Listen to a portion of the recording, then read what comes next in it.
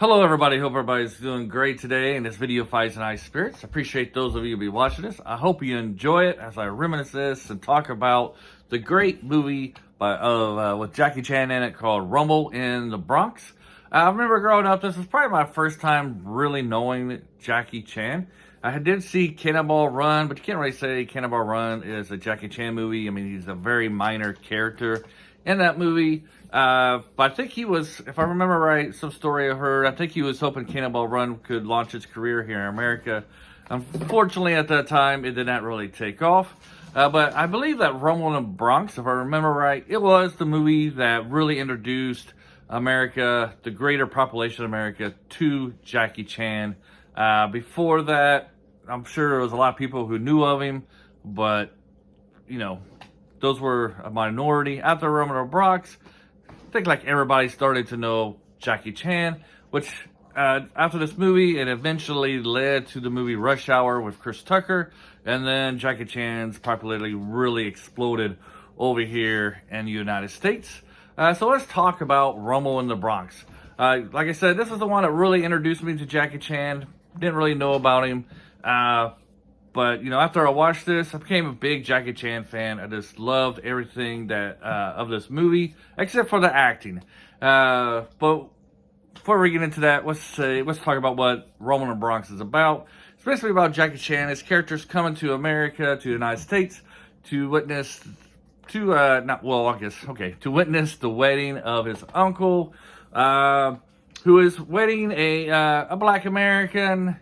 And it's kind of played for laughs, and this should be the first indication that whatever you see in this movie is not really what's going to happen. What I mean by that is when Jackie Chan's uncle is going to introduce him to his soon-to-be wife, Jackie Chan starts talking to this Chinese woman, you know, thinking that's going to be his future wife, and then lo and behold, you get the real wife, who happens to be a African-American woman, who's very large, let's say, but it's definitely for comic purposes. And then, you know, the expression on Jackie Chan's face when this happens is priceless. And then throughout this, the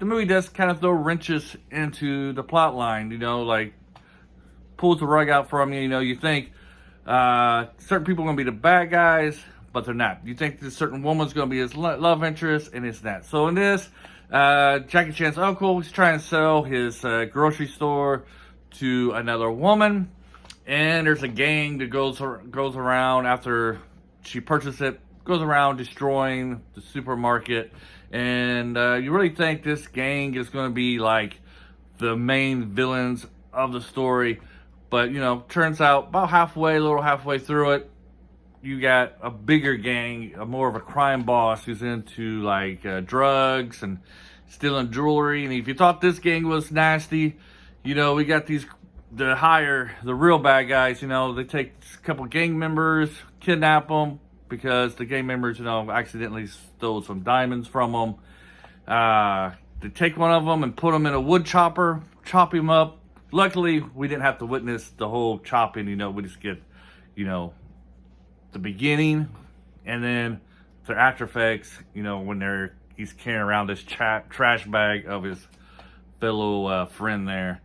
And then it's so, you know, it does that, and then we get, you know, you think that Jackie Chan's love interest is going to be the supermarket girl, but then the love interest really ends up being the girlfriend of the gang leader type of thing. And we do get a bond between Jackie Chan and the gang leader girlfriend's little brother. You know, we get that camaraderie. You know, he kind of plays big brother, father figure to this little boy, which brings some heart into this show, which really needed because there's a lot of action. And let's face it, when you watch the Jackie Chan movies, especially these early ones, you're in for all the action, and the action of Rumble in the Bronx really delivers. The acting is somewhat passable in Rumble in the Bronx. You know, I guess, you know, Jackie Chan does a great job. The two female leads, they do pretty well. Everybody else just sucks. Jackie Chan's uncle, he does really Chan, I think is his real name. He's in like a great portion, a lot. I'm gonna say great portion, but he's in a lot of Jackie Chan movies. I really love him in Super Cop.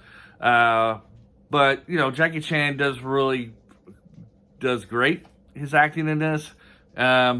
Could be because everybody else is so bad, but Jackie Chan's acting is really good. It really is phenomenal in this movie, considering with the other actors he's around. Not saying Jackie Chan can't act. He does a good job in the other movies. Rush Hour, I love him in that, and Super Cop, and the Tuxedo. He does a very good job. Okay, I'm not dissing. I can't speak, dissing Jackie Chan's acting, but the rest of the cast was bad. But enough about the acting in this. But the stunts in this movie are phenomenal. One that really stands out for me is when he's jumping from the car parking lot, to like the ledge to another building. I mean, that's a far jump, and he clears it. And it's Jackie Chan, because Jackie Chan does his own stunts. I'm just thinking, like, do they have like a big cushion down there? One of those big balloons that they put. I mean, is that down there to catch him? But he does it. Probably has to be one take, right? Like to clear that thing. Of course, Jackie Chan breaks his foot or his ankle there. Looks like it's near the end. At least the scene that he breaks his ankle on, what happened at the end of the movie, doesn't necessarily mean that that they shot at the end of the movie, because they shoot them out of order and then they edit them to put them in order. Just one thing I love about Jackie Chan movies is that he uses anything and everything as a weapon, and you get this that in this movie, especially when it's in like the gang's hideouts, like a pool hall. Everything he uses to fight them off with, it's just phenomenal. It's like, if you like action, you like those movies where they have to be creative on how to defend themselves and defeat their enemies, Rumble in the Bronx definitely delivers. It's great action pack, a great man movie. You have to be a great man to love this. If you're not a man, you might not like this. And if you're a woman, you want romance, it's not really any romance to this. Like I said, there's two female leads, but they're not really any. I mean, I don't think he kisses either one of them or nothing like that. But they do go on a date, I guess. But there's no really romance. It's soft, very, very soft romance, but it's all action. Jackie Chan doing what's right, defending his friends, which is just great at. And it's just a great Jackie Chan movie. I really like it. Probably wouldn't be like the first Jackie Chan movie. Like, somebody's never heard of Jackie Chan, I wouldn't say, oh, you got to watch Rumble in the Bronx. But I wouldn't say that. It'd be like, eventually you get to Rumble in the Bronx. So it's not his best one, but it's the first one I watched. I enjoyed it. Watched it like a week ago. And to me, it still holds up. It's still as good as it was in 1995. And it's still a great, great action flick. Let me know your thoughts on Rumble in the Bronx. I'm sure some of you have been watching this video, probably seen it before. Let me know, did you like Rumble in the Bronx? Do you think I'm correct that Rumble in the Bronx was that movie that really brought Jackie Chan to the forefront, and really introduced him to the mass population of America? That's how I remember it back then. That's like, 28 years ago. But it introduced me to Jackie Chan, and then I remember it was kind of like an explosion of Jackie Chan movies. Like, you could find them in video stores all of a sudden. They were starting to be released in theaters and all that good stuff.